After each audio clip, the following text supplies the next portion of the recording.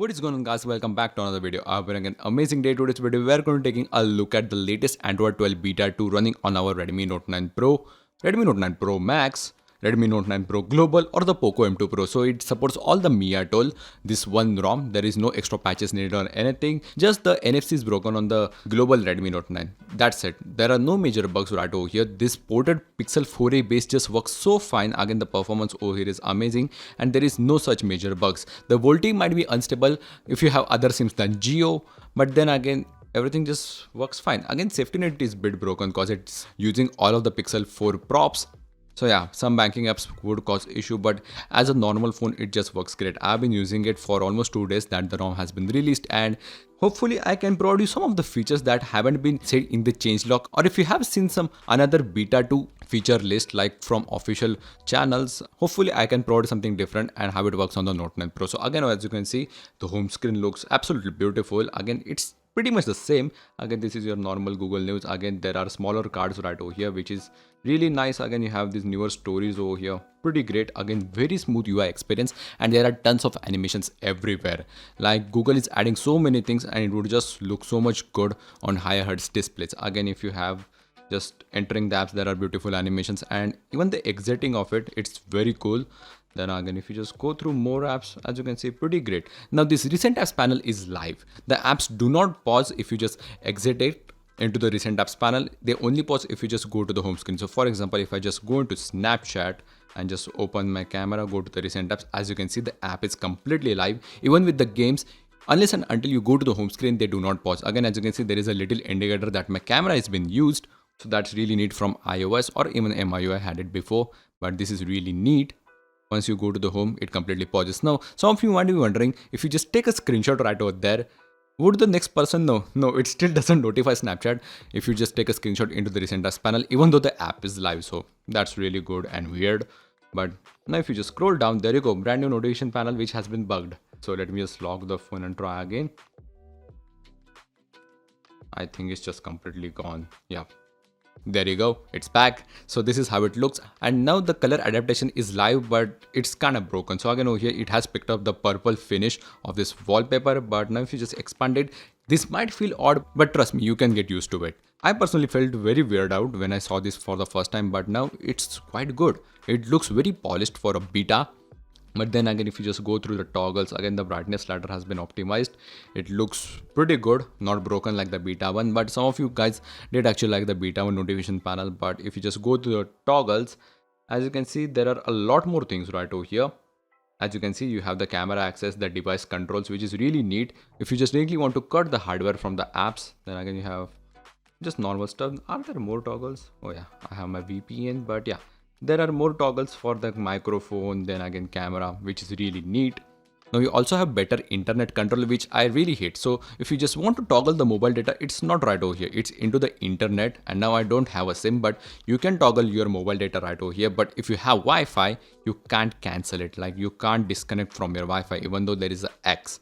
So you have to just go to the settings and disconnect the Wi-Fi through here, which is now at the bottom, and still it looks the older one, which is really weird, as we are supposed to hit the most first button to disconnect from the hardware, which is really weird. And it's not like that you are hitting the right, which is the expanding. Even if you hit the left portion, it still expands, which is really weird. But even if you just go to home screen, yeah, pretty much normal bloatware. I have added few of my apps that I use. But now if I just go to more things about the home screen, if I just go to wallpapers, as you can see, the animations are really great. Again, few of the new wallpapers right over there. And if you go to the widgets, there is no brand new conversation widgets, which again sees recent messages, missed calls, status updates, pretty good.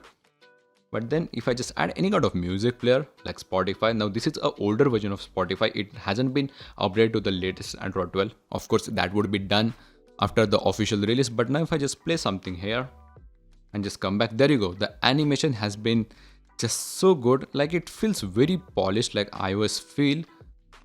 Because the app hasn't been optimized to the latest update, but the Android does it for you. So that's really neat.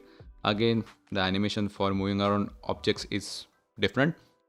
Again, severe rainfall alert, so that's pretty accurate. So coming back, going through the settings, again as you can see, looks massive, to be honest. Kind of lot to scroll around. But now if you just scroll down, digital well-being, battery, pretty much the same. Again, few of the toggles might look different. Even if you just go to the display, dark theme, as you can see, this portion has been updated. Now all the toggles should look like this, but the Wi-Fi and everything just still looks older. Again, if you just come over here, few of the pixel things removed, and this is again a Pixel 4a base, so there might be few things missing. Again, if you just go to the lock screen, no AOD. Again, we have a LCD display, so it doesn't matter. So scrolling down to the security, of course you have your biometric security completely working, but still one of the bugs with the custom ROMs, if you just tap it, it unlocks. You can't just open your phone. You have to use your different finger if you just want to access the lock screen. Again, it looks very clean, adapts to the wallpaper, but there you go, quickly unlock. Again, this is how the music player looks. So now if you just go to the privacy, now you have privacy dashboard, which kind of looks like digital well-being. So you can just check what apps are using your hardware. So you can also manage the permission for them, which is really neat. And then just coming back to the UI, again, the power menu looks a bit more polished. I really wish this was like a slider, but now you can tap around for your ringer. Then again, you can expand it. There is a bit of a delay, but still it opens this menu, which is really neat, and at the bottom of the screen, so it's easier to access. Again, if you just go to the power menu, the power menu doesn't now take up your whole screen as the Android 11, but still you can access your Google Pay if you have them added on. So let's just get to the installation.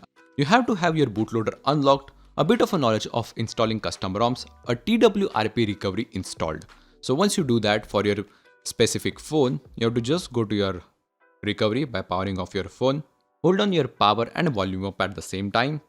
Once you're into the recovery, it should look something like this. Swipe to allow modifications. Let me just adjust my brightness. There you go. Now the ROM is completely encrypted, so do not flash any kind of encryption. Once you enter the recovery, your file manager should be aligned like this. If you have some random things, depending on the recovery that you have on your device, you have to just go to wipe, format data, type in yes, hit enter, and it will completely decrypt your device. So then download the ROM, copy it to your phone, but else like a Redmi Note 9 Pro Cortana, your recovery should be mounted. So just go ahead and wipe your system partitions. So Dalvik cache data, go to install, just select the ROM, confirm to flash. Yes, there are no extra patches needed over here, and do not decrypt the ROM, it might not boot. If you're trying to install this on something else than my Redmi Note 9 Pro like a Poco M2 Pro and the ROM doesn't boot, you can also try installing latest Magic Scannery. Yes, it will root the phone but make the ROM boot, but I can assure maximum stability on the Cortana. And there you go, the system has been successfully flashed. Just reboot it right away, no extra steps needed. And that was barely 120 seconds. I'm really impressed that the phone can be just up that quick.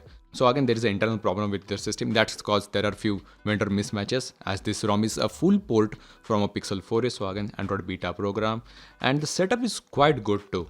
Okay, so that took actually longer than the phone booted. So again, don't copy same animation. So that whole circle is just completely gone with the Google colors. It has been replaced with the Material U. Again, verify my pattern. Swipe up to enter the system. And there you go. Your Pixel 4a / Android 12 Beta 2 device is now set up. Now for the camera, the stock camera just won't work right away. It's still from the Pixel 4a. It just won't work. So you have to just go here and disable it and download the Gcam in description. And for my Cortana, the Redmi Note 9 Pro India, right out of the box, it just works fine. You do not need any kind of config or something. The camera just works. So you have to just go to apps, your downloaded APKs. There you go, the MGC base. Settings, allow the file source. Oops, let me just tap it again. Install. Again, the app installation from the files is a bit different. Camera was installed. That's pretty quick for a 100 MB app. Again, F2FS showing its magic. Open the camera. Allow all the permissions. And right from the get-go, you should have all of the lenses just working fine. So there is your ultra wide. Why did I open Chrome? So there is your ultra wide. Then there is, what is this? I completely forgot what set this is. Is this the depth camera? Yep. Quite clear to be honest. Then this is your main sensor. And then your macro camera. So yeah, all the lenses just work fine. You can click through all lenses. You can't video record through all lenses, I think.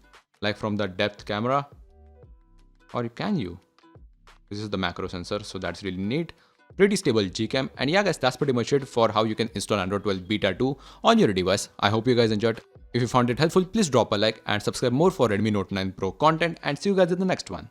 Peace.